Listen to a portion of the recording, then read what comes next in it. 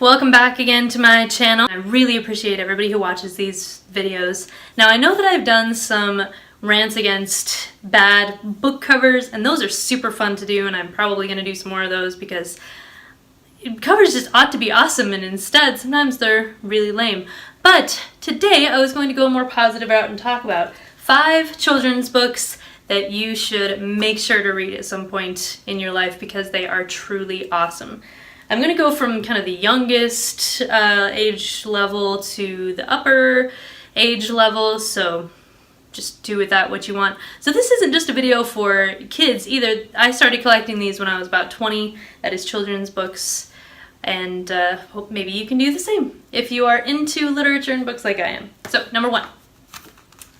Harold and the Purple Crayon by Crockett Johnson. If you have not read this book yet, you are completely missing out because it is all about creativity and it's just the cutest thing possible. So my favorite moment in this has to be when Harold draws for himself this enormous picnic of just pies, because why wouldn't you do that?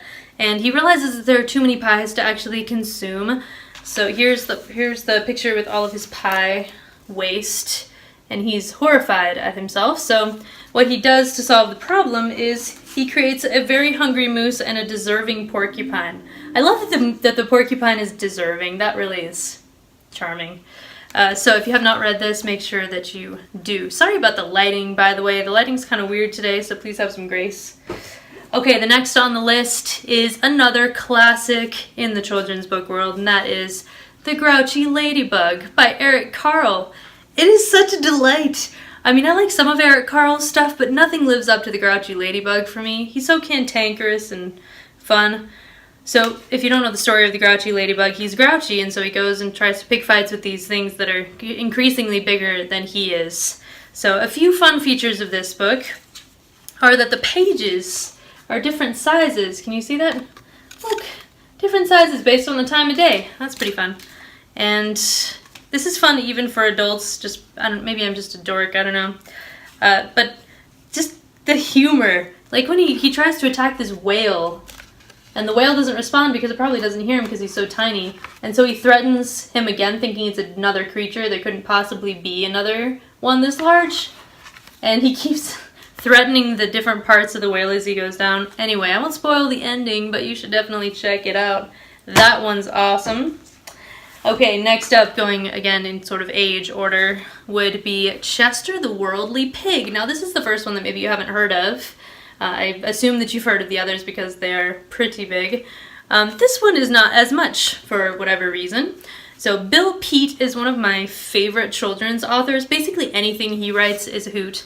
If you are a fan of Disney and you've seen the Sword in the Stone series, or not the series, I'm sorry, the Sword in the Stone movie, just the standalone by itself, Bill Peet was one of the head animators in charge of creating the look. So if you see some squirrels in his books, you'll think that they look just like the squirrels in that movie. So his stories are inventive and his illustrations are charming, and it's becoming harder and harder to find Bill Peet books. So if you find one, hang on to it as tightly as you can because they are just a delight. I own, four of them? They're just over here, so 5. I have 5 now, so that's pretty cool. Man, this lens flare thing is like, it's like the first remake of Star Trek or something. It's a little out of control. Okay, next up are 2 children's classics, but I think that they are actually better for adults. If I were a child reading either one of these 2 books, I don't know that I would really appreciate it all that much, but as an older person, I love them so much. And so the first one I want to talk about, this is not a complete list, by the way. This is kind of a starter pack to being an adult who likes children's books and how awesome they are. So number 4 is Peter Pan by J.M. Barrie. It is really funny in more of an adult way. So one of my favorite parts is when Hook is really depressed. He's a depressed character throughout the whole thing.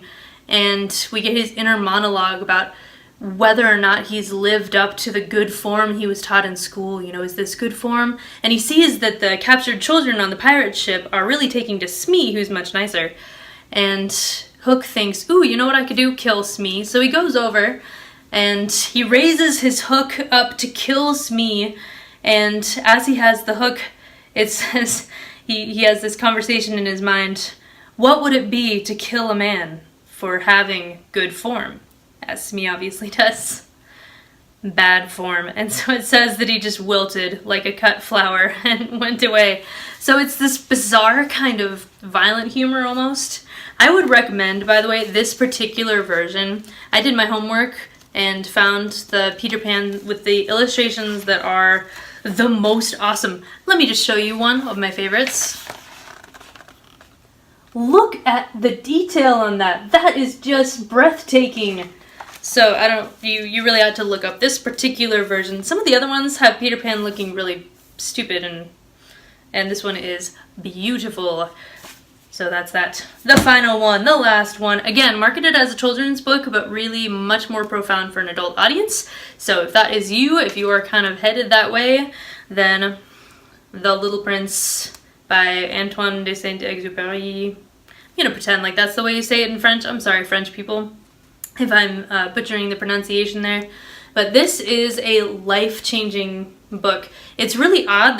The plot itself is really strange. It's about this little prince who lives on an asteroid and has a rose for a friend, and then goes off and meets a pilot who's been stranded in the desert on Earth. So on the surface, it's really kind of a dumb plot, but deep beneath there are these ideas that are so utterly profound and so well demonstrated through the story that it has made a big difference in my life. So the big idea behind this book is that everything essential is invisible to the eye. What is it that makes this person or this thing so important? It's the time that you spend on them. It's how they change your view of the world, how they make you look at colors differently or holidays differently or something like that. So the most famous part, and really the best part if you just want to get to the Cliff Notes amazingness here, is the chapter with the fox who has these dorky pointy ears. See? My goodness, this light is crazy. See, there he is, the fox. The fox chapter is what all of the merchandise pretty much of this book is centered around, and there's a reason. So again, not a complete list, but I thought I would just have a nice short video for today. 5 books that you should look at if you're all interested in enjoying some really fun children's books. So hopefully you liked this video. If you did, give it a thumbs up. Don't forget to subscribe if you haven't already. I post new videos on Mondays. So anyway, I hope to see you then.